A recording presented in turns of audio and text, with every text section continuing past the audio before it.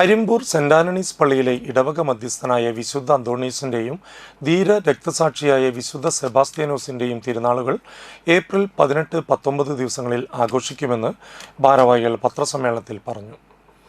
April 18 ശനിയാഴ്ച കാലത്ത് 6 മണിക്ക് ആഘോഷമായ പാട്ടുകുർബാനയ്ക്ക് ശേഷം കൂടുതുറക്കൽ ചടങ്ങുകൾ നടക്കും.